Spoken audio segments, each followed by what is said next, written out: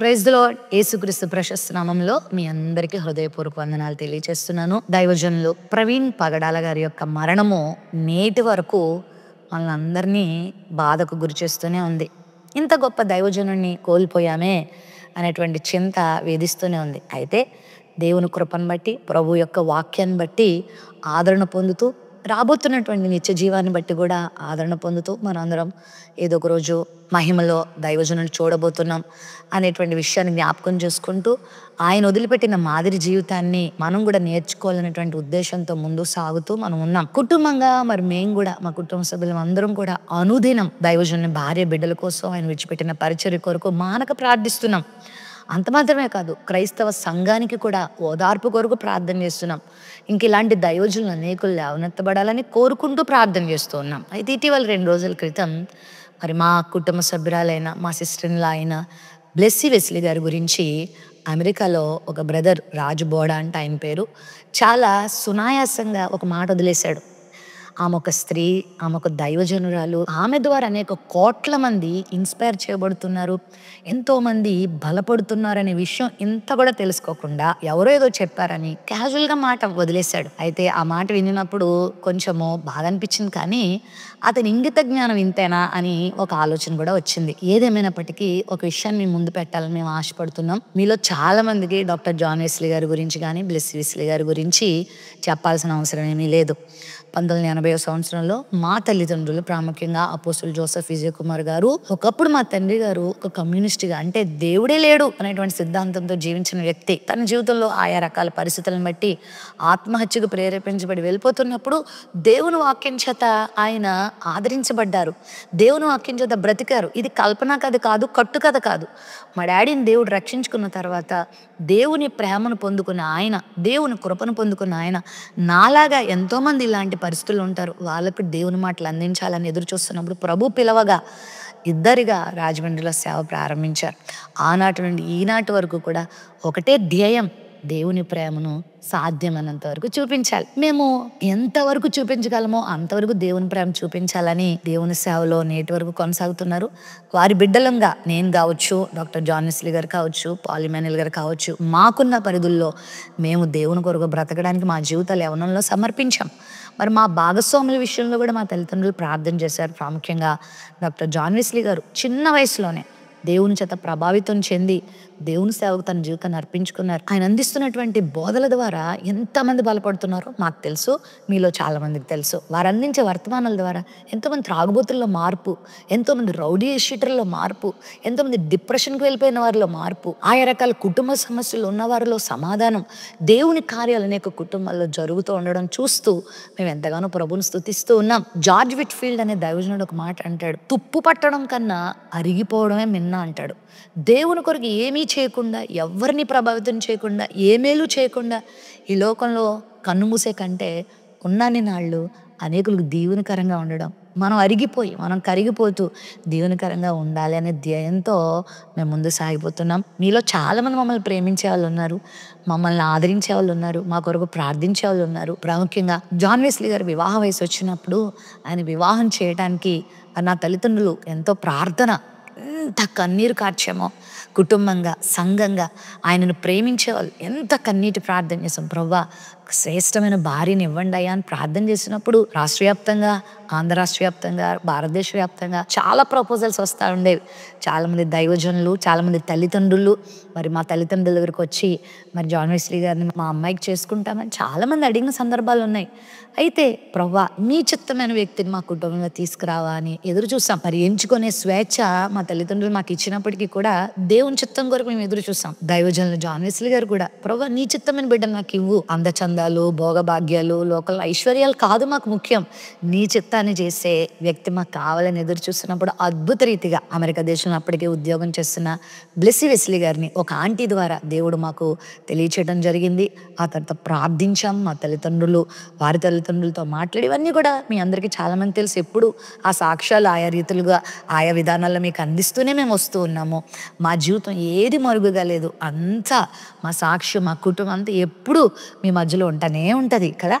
అయితే అద్భుత రీతిగా వివాహం చేయబడి డాక్టర్ జాన్ వెస్లీ గారి జీవితంలో బ్లెస్సీ వెస్లీ గారు వచ్చారు. నిజంగా ఆ బిడ్డను బట్టి మేము చాలా ఆనందిస్తూ ఉండేవాళ్ళం. ఎప్పుడైతే బ్లెస్సీ వెస్లీ గారు మా ఇంట్లో అడుగుపెట్టారో నిజంగా ఆ బిడ్డలో ఉన్నటువంటి ప్రేమ, ఓర్పు, సహనం, నేను అంత చదువుకున్నాను, నేను అన్ని డబ్బు సంపాదించే వ్యక్తిననే గర్వం ఏనాడు తను ప్రదర్శించలేదు.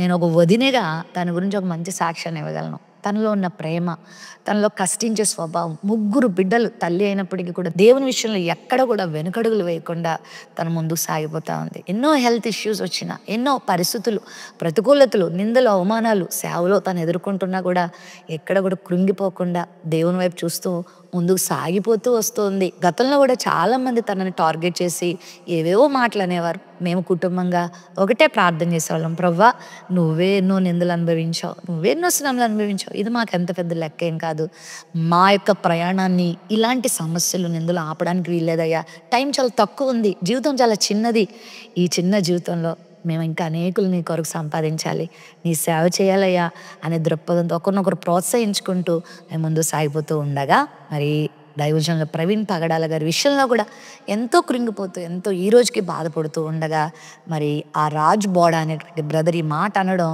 ఒకంత బాధ కలిగించినను దేవుని బట్టి ఒక నిరీక్షణ మాత్రమే కోల్పోలేదు. నా నామము నిమిత్తము జనులు మిమ్మల్ని నిందించి, హింసించి, అబద్ధముగా చెడ్డ మాటలెల్లా పలుకున్నప్పుడు మీరు ధన్యులని వాక్యంలో రాయబడింది. ఆ మాట నాకు గుర్తొచ్చింది. కాబట్టి ఇలాంటి నిందలు, అవమానాలు రావచ్చు. రాజ్ బోడా గారికి మరి దైవ సేవకుల గురించి ఏం తెలియదు, మరి బైబిల్ గురించి ఏం తెలుసో నాకు తెలీదు. రాజు బోడా అనేటువంటి వ్యక్తి గురించి మాకు అసలు ఏమీ తెలియదు. ప్రవీణ్ పగడాల గారు మరణించిన తర్వాత ఆయన ప్రవీణ్ పగడాల గారి గురించి ఆయా విషయాలు మాట్లాడుతున్నప్పుడు ఒకటి రెండు సందర్భాల్లో చూసాం, ఓహో ఈయనేంటి ఆ విషయాలు మాట్లాడుతున్నారు అన్నట్టు చూసాం తప్ప, మరి ఎంతగా ఆయన తన యొక్క మరి ఆలోచన విధానాన్ని కూడా సరిగా ఉపయోగించుకోకుండా మాట్లాడిన విధానాన్ని చూసినప్పుడు కొంచెం హాస్యాస్పదం అనిపించింది. మైండ్ సరిగా పనిచేస్తుందో లేదో కూడా కొంచెం డౌట్ వచ్చింది నాకు. ఎవరేది చెప్తే అది మాట్లాడేసేటువంటి వ్యక్తుల్ని సమాజంలో ఏమంటారో మనందరికీ తెలియంది కాదు. వివేచించకుండా, విశ్లేషించకుండా, బైబిల్లో ఒక మాట ఉంది, బుద్ధిమంతులు చాలా వివేకంగా మాట్లాడతారు, మూర్ఖులు ఏది పడితే అది మాట్లాడేస్తారు. ఆయన అంటున్నాడు, ఎవరో నాకు చెప్పారు, నేను చెప్పేశాను అంటున్నాడు. ఆమె ఒక స్త్రీ, ఆమె ఒక మహిళ, ఒక తల్లి లాంటిది, ఒక చెల్లి లాంటిది, ఒక అక్క లాంటిది, ఒక క్రైస్తవ సమాజంలో ఒక పద్ధతితో కూడిన జీవితాన్ని జీవిస్తున్న స్త్రీ అనే విషయాన్ని ఇంత కూడా ఆలోచించకుండా ఆయన మాట్లాడేసిన విధానాన్ని బట్టి ఒక స్త్రీగా నేను చాలా బాధపడుతున్నాను. నాకు ఒక బంధువుగా కాదు, ఒక స్త్రీగా నేను చాలా బాధపడుతున్నాను. ఇప్పటికే దైవజనులు జాన్ వెస్లీ గారు, బ్లెస్సీ వెస్లీ గారు కూడా వారి వివరణ వారు ఇవ్వడం జరిగింది. నేను పెద్ద ఎక్కువేం చెప్పాలని అనుకోవట్లేదు. ప్రార్థన చేస్తున్నాం. సంగమా, మరి బ్లెస్సీ వెస్లీ గారిని కానీ, మా కుటుంబాన్ని కానీ, దేవుని సేవకులను కానీ ప్రేమించే వాళ్ళు ఒక విషయం గుర్తుపెట్టుకోండి, నిన్ను ముట్టినవాడు నా కనుగుడ్డును ముట్టినవాడు అని దేవుడు చెప్తూ ఉన్నాడు. మరి ఎన్నెన్నో నిందలు, అవమానాలు, ఇలాంటి అబండాలు మనుషులు మన మీద వేసిన ప్రభువుని పక్షంగా ఉన్నాడు. ఆయన మనల్ని విడిచిపెట్టాడు. ధైర్యం తెచ్చుకోండి, ఎవరు కృంగిపోకండి, ఎవరు కూడా అయ్యో ఏంటివి అని బాధపడకండి, నిరీక్షణ కలిగి ఉండండి.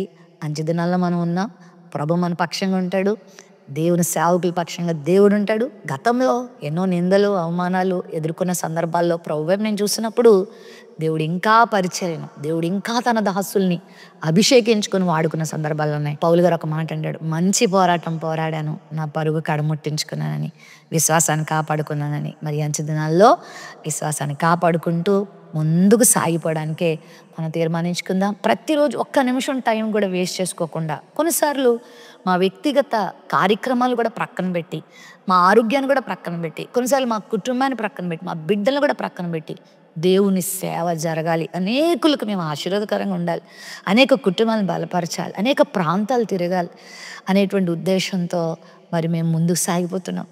ఈ సమయం చాలా కొంచెమని గుర్తించాం, ఇంకా టైం ఎక్కువ వేస్ట్ చేయకూడదని మాకు అర్థమైంది. కాబట్టి ముందుకు వెళ్ళిపోతాం. కొంతమంది టైం ఎక్కువైపోయిన వాళ్ళు, పని పాట లేని వాళ్ళు, ఇంకే విషయం దొరుకుతుందా అని పట్టుకొని దాని గురించి ఇంక సోషల్ మీడియాలో ఇష్టం వచ్చి మాట్లాడే వాళ్ళు ఉన్నారు. మేమైతే ఈ సోషల్ మీడియాని దేవుని మహిమ కొరకు వాడాలని ఆశపడుతున్నాం, కానీ ఇలాంటి అనవసరమైన వ్యాఖ్యానాలకు కానీ అనవసరమైన వాటికి వాడదలుచుకోలేదు. మేము విశ్వాసానికి కర్త, దాన్ని కొనసాగించు క్రీస్తు వైపు చూసి ముందుకు సాగిపోతున్నాం. ప్రభు మా పక్షంగా ఉన్నాడని మాకు తెలుసు. ఎందుకంటే ఇది 1-2 అనుభవాలు కాదు. తన బిడ్డల విషయంలో ఎప్పుడు కూడా నిర్లక్ష్యంగా ఉండడు. ఎన్నో వాగ్దానాలు మనకి ఇచ్చాడు, వాటితో మేము ముందుకు వెళ్ళిపోతున్నాం. హిజ్కియా అనేటువంటి యూదారాజు మీద సన్హెరీబు వచ్చినప్పుడు హిజ్కియా దేవుని సన్నిధిలో మొరపెట్టుకున్నాడంతే. ఆ ప్రగల్భాలన్నీ కూడా ప్రభువుకి అప్పగించుకున్నాడు అంతే. దేవుడు ఎంత గొప్ప కార్యం చేశాడో మనందరికీ తెలుసు. మన దేవుడు ఊరకనే ఉండేవాడు కాదు. మన దేవుడికి అన్నీ తెలుసు. ఆయనకి మనం అప్పగిద్దాం. సంగమా, దైవ జనాంగమా, దేవుని బిడ్డలారా, ఈ విషయంలో ప్రాముఖ్యంగా దైవ సేవకురాలు బ్లెస్సీ వెస్లీ గారి పక్షంగా ఉన్న మీ అందరిని బట్టి మేము ప్రభువును స్తుతిస్తున్నాం. అంత మాత్రమే కాదు, ప్రార్థన చేద్దాం, దేవుని సన్నిధిలో పోరాడదాం. మరి దేవుని కొరకు బలమైన సాక్షులుగా జీవించడానికి మనం అప్పగించుకుందాం. ఇలాంటి వారి కొరకు మనం ప్రార్థన చేద్దాం. వారిలో దేవుడు కనువిప్పించేటట్లుగా, వారికి దేవుడు గ్రహింపించేటట్లుగా ఏది మాట్లాడుతున్నారో, ఏం చేస్తున్నారో, సమాజాన్ని ఎటువైపు నడిపిస్తున్నారో, మరి ఏ విధమైన పరిస్థితులను వారు ప్రోత్సహిస్తున్నారో అదంతా దేవుడు చూసుకుంటాడు. ప్రభువుకు మనం అప్పగిద్దాం. ధైర్యం తెచ్చుకోండి. బ్లెస్సీ వెస్లీ గారి పక్షంగా దేవుడున్నాడు. దేవుని సేవలో ముమ్మరంగా సాగిపోతున్న ప్రతి దైవజనుడి పక్షంగా దేవుడున్నాడు. దేవుడు తన సమయంలో తన కార్యాలు జరిగిస్తాడు. దేవుడు మిమ్మల్ని అందరినీ దీవించును గాక.